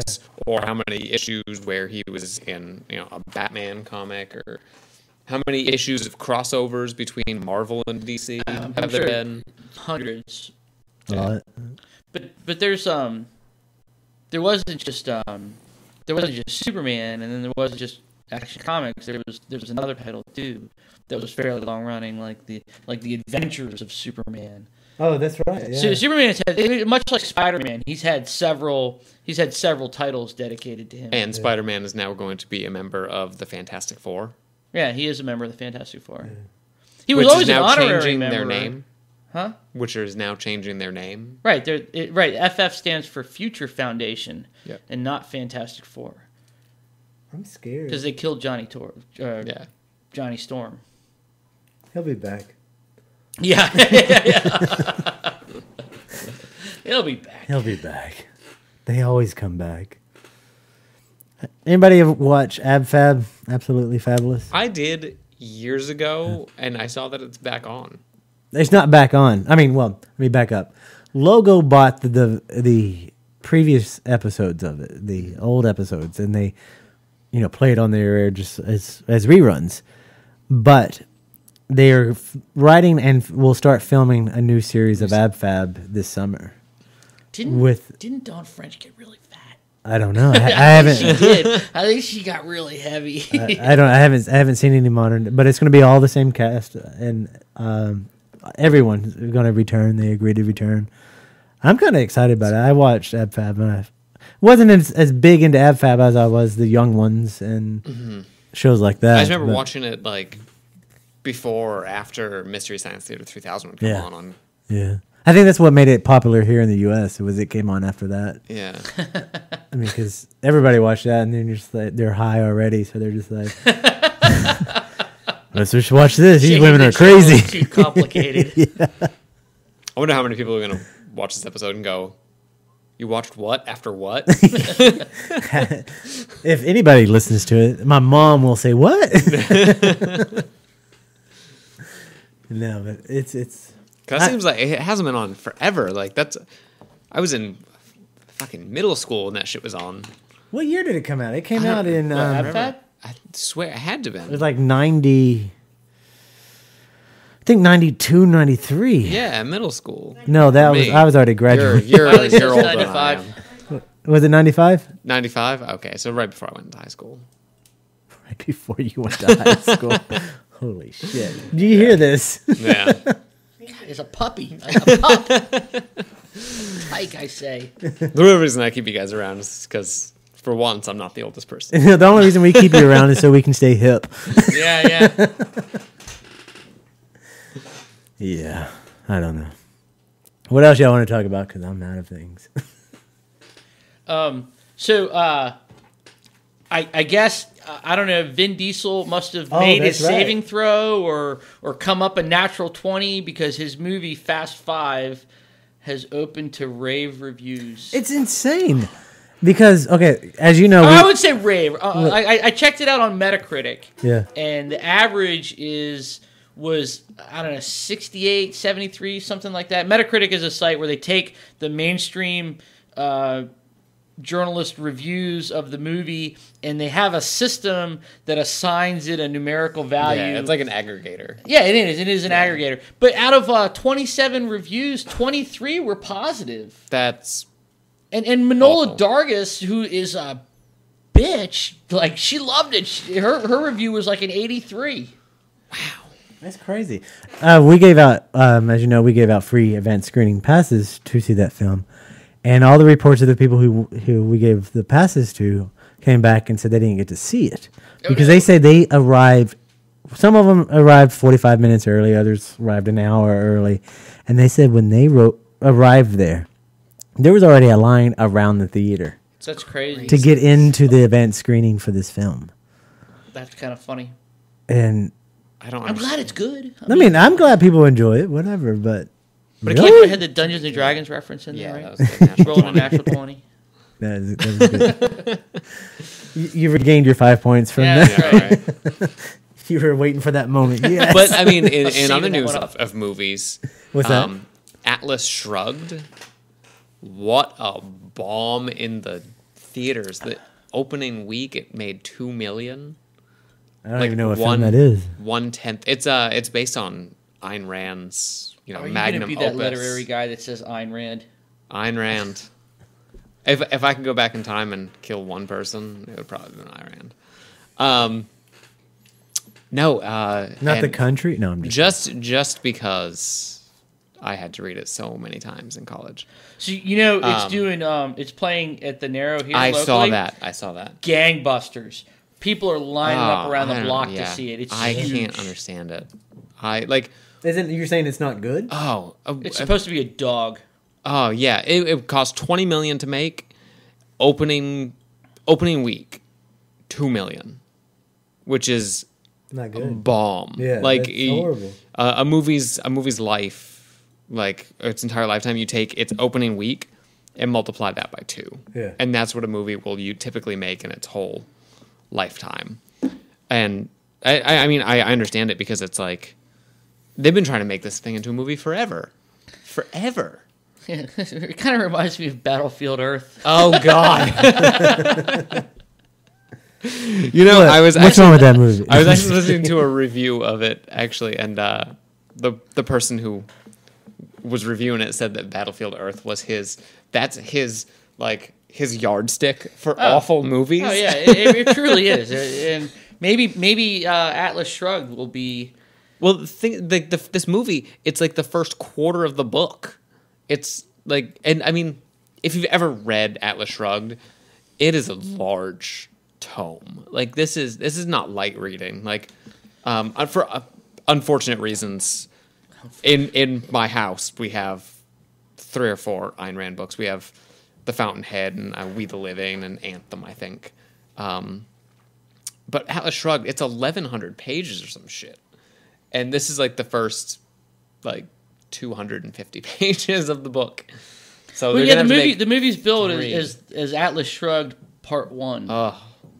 And one of the guys I work with went to see it today, in fact, and he has no connection to Ayn Rand's objectivism or any connection to the ideological stuff that's put in the movie, and no connection to anything that Rand had to say philosophically. He's just a movie guy, and he came out and he was like, that sucked, it was awful. Yeah, no, I've heard it's an awful movie, and I can only imagine, because like when Rand writes, like people talk, they don't, they're not speaking conversationally like they should be. They're giving these like long, eloquent speeches. It's like, no one talks like that. Like, stop writing like that, because no one's going to sit there for 5 hours and give a philosophical diatribe. Unless you're this non-religious life, or unless you're me. But it's awful. I hated reading Rand, and I always have. Yeah. Maybe it's I don't because think I've met anybody who has Yeah. anything positive to say about. That's writing. because we're all a bunch of liberal hippies. Maybe. It's almost a cult. It is. I mean, it's a. Ayn Rand has her followers. The Randians, they're all, all about. The only positive thing I can say about Ayn Rand is that she was a incredibly vocal atheist. But that's it.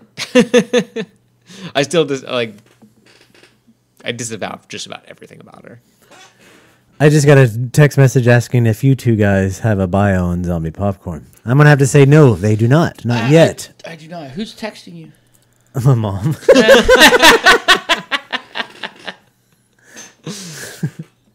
She's our biggest fan, dude. All right. Yeah, man. Gotta keep the people happy. Yeah, whatever. That's No, fine. no, but she does bring. The reason I relay her text on the show is she does make a very good point. I have your photo up on Which is the worst picture ever. Well, you didn't give me a photo. I know. I'm like, give me a photo and we'll change I'm it. like the and Chandler give Bing of Norfolk when it comes to pictures. Like my eyes are always closed, or something. and give me a bio, and the same for you, and we'll put it up there. Yes, sir. Sure. Aye. Well, people got to know. Aye, that's right, man. Keep the peeps happy. I'm down with that. Word.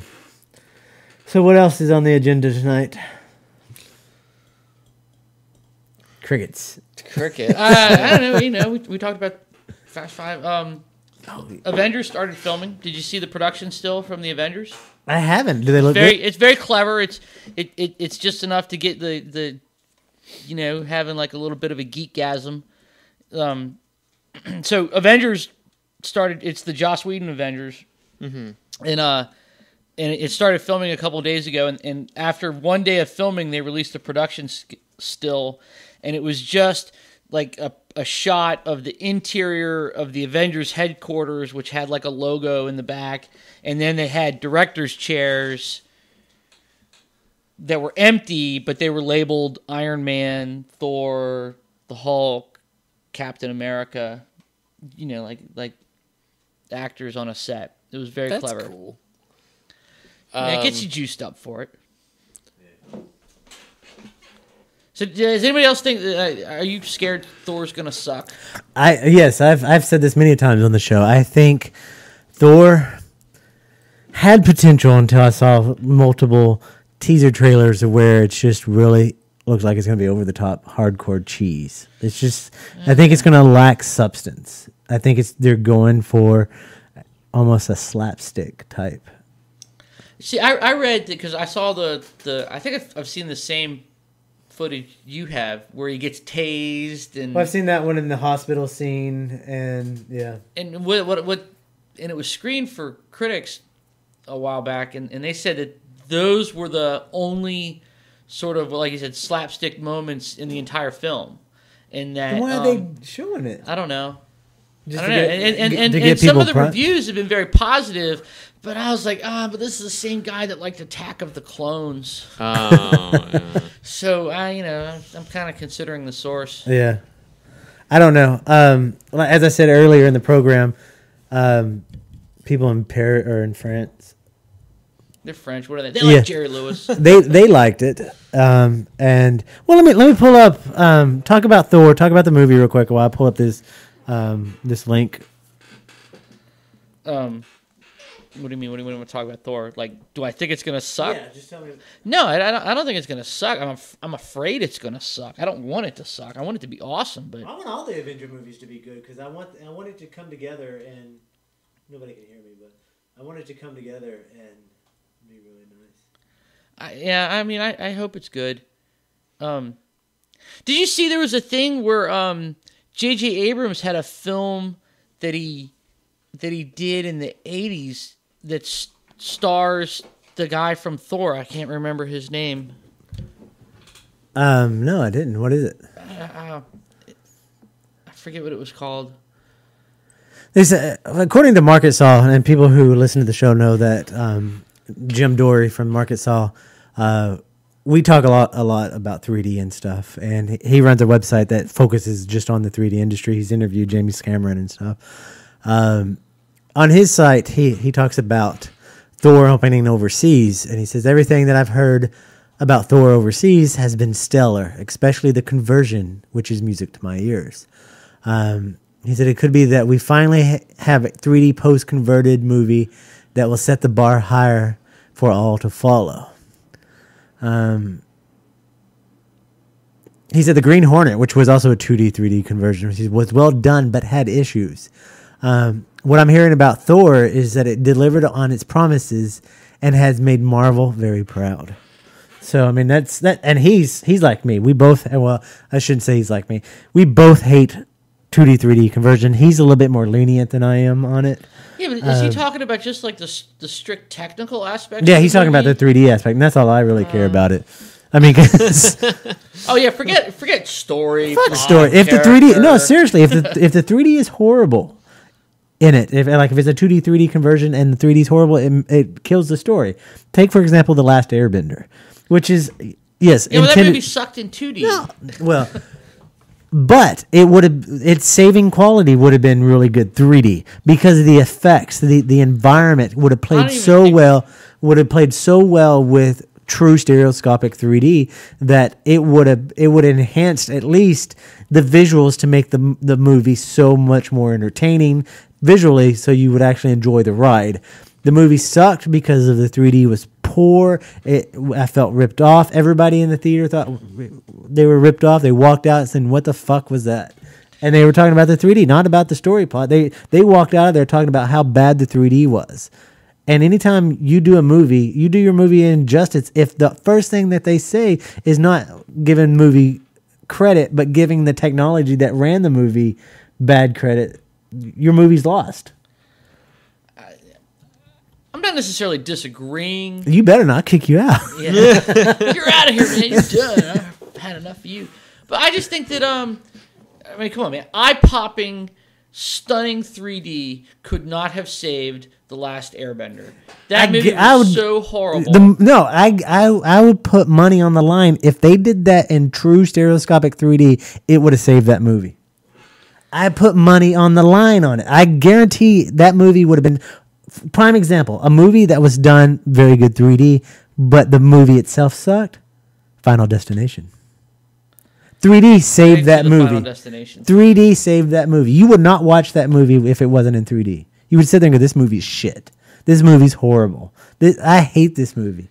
You see it in 3D, you're like, "Holy shit, that was fun." I don't know. No, I don't think. I mean, I haven't seen Final Destination in 3D, but I did see The Last Airbender, and that was so horrible. No amount. Did you see it in 3D or 2D? 2D. Okay. It was so bad. It was bad, and it was bad because I'm not saying. Okay, if it was just done a 2D movie and there was never any 3D element to it, the movie would have been horrible. True. But what I'm saying is that 3D done right with that movie would have made you walking out of that movie with just a little bit different viewpoint on that movie. You would have walked out and said, that was fucking entertaining. Just because of the visuals alone. I don't know. I have yet to see a movie where I would think that the 3D saved... Well... I don't know, maybe Avatar. Okay. We can talk about Avatar. Avatar's I did like Avatar, but the 3D was new under the sun. But the 3D was visually phenomenal. It was a fun ride. And it gave what that movie would have been lacking in 2D something that you walked out of there and said I enjoyed that. All right, I'll give you that one. All right. Well played, sir. Well played. What is this, Dr. Spock and Q? Yeah. No, all right. I can see that. But because I did watch Avatar at home on 2D, but that was like third or fourth viewing, and at that point I was like, I've kind of seen this a couple times before. Yeah. I mean, it's not an original story. It's not, thematically there's nothing new there. But if you've taken 9th grade history, it's not a new story. but it was very exciting to see it on the big screen in 3D and in the big picture. I mean, the sound and everything. It all. Okay. And then part 2 is going to be in higher frame rate in 3D. It's going to be awesome. And you must see it at IMAX. That's how I saw it. I still maintain no amount of 3D can save The Last Airbender, though. I wish we had enough money so we could have them go do that movie. And I wish I had $200 million to put on the line so I could refilm it in stereoscopic 3D. No, but I still rest my case on it. I mean, if you're going to see a 3D movie and the 3D is bad, it kills the movie. If you walk out of any theater of a 3D movie and the first thing you think of is how bad the 3D was, you've lost the movie. Well, I think those are statements you make when you have a film with story that doesn't matter and characters you don't care about. So all you're left with is an assessment of the visual effects. No, because if the movie, I don't know, Final Destination. I'd never seen a Final Destination movie ever. Final Destination 5 came out in 3D. I went to go see it. It was at the theater, and 4, sorry. Because 5 is actually being filmed, and I had a great time seeing that film. The storyline is horrible. But anyway, we've said that, and guess what time it is? Yes, I'm telling you, it is. It is 9 o'clock. It is 9 o'clock. We did another great show, and our beta test runs true. Yeah, the command center didn't. The command center didn't implode. Well, I want to thank everyone who tuned in and listened, who will listen on the rebroadcast. Thank you. We do appreciate. Thanks, Mom. Yes, thanks, Mom. Thanks, Will Potter, for coming on the show. Thank you so much. That was great. Thank the crew from This Non-Religious Life, which broadcast every Thursday night at 8 p.m. You want to give a little preview what next episode of This Non-Religious Life is going to be about? Yeah, I guess we're going to be addressing a few emails that we've received, some feedback. So we're always excited to discuss that on the air. If we're ever wrong about something or you're just calling us out on an argument, we'd love to hear it. We'll address it. If we're blatantly wrong, we'll admit it. It's fine.